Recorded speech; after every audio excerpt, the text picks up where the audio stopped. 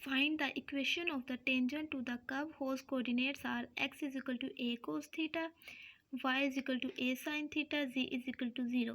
हमने टेंजेंट की equation find करनी है एक कर्व के थ्रू जो कि जिसके कोऑर्डिनेट्स हमें गिवन है, x भी गिवन है, y भी गिवन है, z भी गिवन है। तो सबसे पहले हम ये देखेंगे कि हमारे पास जो position vector r of t होता है वो किसके इक्वल होता है। एक्चुअली में हमारे पास x prime of t i plus y prime of t j plus z prime of t k equal होता है। और हमारे पास जो कोऑर्डिनेट्स गिवन है x is equal to a cos theta, y is equal to a sine theta और z is equal to 0। अब हमें चाहिए होते हैं इनके प्राइम मतलब डेरिवेटिव। तो सबसे पहले हम इनके लेंगे डेरिवेटिव।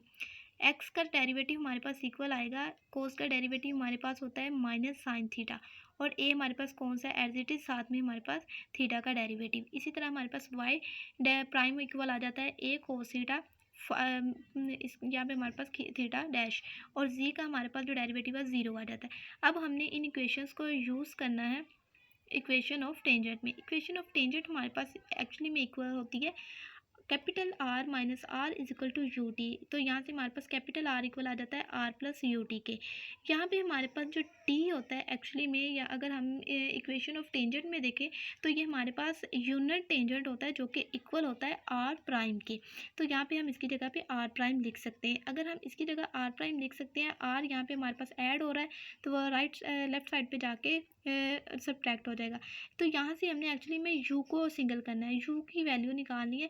तो आर प्राइम में भी हमारे पास दूसरी साइड पे जाके क्या हो जाएगा, डिवाइड। तो यू की हमारे पास जो वैल्यू वो इक्वल आ जाती है capital r minus small r over r prime. अब ये हमारे पास यू है जो कि में आर कैपिटल और स्मॉल आर में दिया हुआ। और अगर हम इसको जनरल इक्वेशन आर की जनरल इक्वेशन में देखते हैं, जनरल इक्वेशन आर की हमारे पास इक्वल होती है एक्स आई प्लस वाई जे प्लस जी के।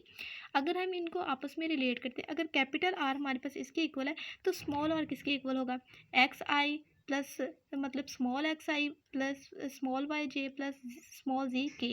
तो जो कैपिटल आ रहा है वो कैपिटल के इक्वल होता है और जो स्मॉल आ रहा है वो स्मॉल अल्फ़ाबेट्स उसमें आ रहे हैं। अब अगर हम यू को रिलेट करके हम इन दोनों को रिलेट यू को और इन दोनों को रिलेट करके इक्वेशंस बनाएं तो देन हमारे पास कार्टेशियन कोऑर्डिनेट्स की हमारे पास जो इक्वेशन आ जाती है वो होती है capital x minus x over x prime is equal to capital y minus y over y prime is equal to capital z minus z over z prime is equal to u. यहाँ पे हम are में equations ले रहे थे, अब हम are के कोऑर्डिनेट्स में इक्वेशन ले रहे हैं। मतलब जो यू था हमारे पास वो कैपिटल आर और स्मॉल आर में हमारे पास ये वाला रिलेशन था। अब अगर हम उनके अलग अलग हर कोऑर्डिनेट की इक्वेशन बनाए तो वो ये बनती है जो कि हमारे पास यू के इक्वल है। अब हम क्या करेंगे, इनमें वैल्यूज़ लगाएंगे। यहाँ पे हमारे पास एक्स की, वाई की और जी की वैल्यूज़ गिवन है। अब हम वैल्यू पुट कर देते हैं जो कि हमारे पास एक्स और वाई की वैल्यू गिवन थी और उनके प्राइम मतलब डेरिवेटिव जो हमने फाइंड किए थे वो लिख देते हैं। अब ये तीनों इक्वेशंस यू के इक्वल हैं बिकॉज ये तीनों इक्वेशन यहाँ पे भी हमारे पास यू के इक्वल थी। अब अगर मैं z minus zero over zero को यू के इक्वल रखूँ, z ओवर ज़ीरो तो मेरे पास अनडिफाइन हो जाएगा। इसका मतलब यहाँ पे मेरे पास जो u है वो अनडिफाइन है, मतलब u is equal to infinity. तो यहाँ पे मेरे पास दो इक्वेशंस रह जाएंगी, x minus a cos of theta over minus a sine theta theta dash is equal to y minus a sine theta a cos of theta theta dash. Then मैं इन दोनों इक्वेशंस को सॉल्व करूँगी। तो यहाँ पे मेरे पास लेफ्ट साइड पे और राइट साइड पे ए बी और थीटा डैश भी दोनों में मेरे पास सिमिलर है, तो ये दोनों एक दूसरे के साथ कैंसिल आउट हो जाएंगे। तो मेरे पास जो इक्वेशन रह जाएगी वो है x minus a cos of theta over minus sine of theta is equal to y minus a sine of theta over cos of theta. तो यहाँ से मैं क्या करूँगी, क्रॉस मल्टीप्लिकेशन करूँगी। क्रॉस मल्टीप्लिकेशन करने के बाद मेरे पास एक स्ट्रेट इक्वेशन आ जाएगी, x minus a cos of theta into cos of theta is equal to y minus a sine of theta into minus sine of theta.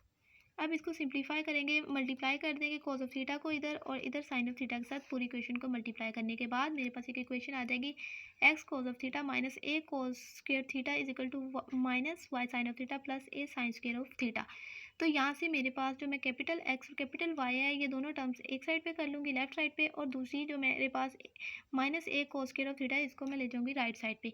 तो यहाँ पे मेरे पास ये जो इक्वेशन है इसको मज़ीद सिंप्लीफाई नहीं किया जा सकता, तो ये एज इट इज़ रह जाएगी। और दूसरी साइड पे दोनों में ए कॉमन है, अगर ए को कॉमन निकालें तो अंदर हमारे पास रह जाता है sine square theta plus cos square theta जो कि हमारे पास इक्वल होता है 1 के। तो यहाँ पे मेरे पास x cos of theta is equal to y sign of theta is equal to a के इक्वल आ जाएगी जो कि मेरे पास रिक्वायर्ड इक्वेशन है टेंजेंट की।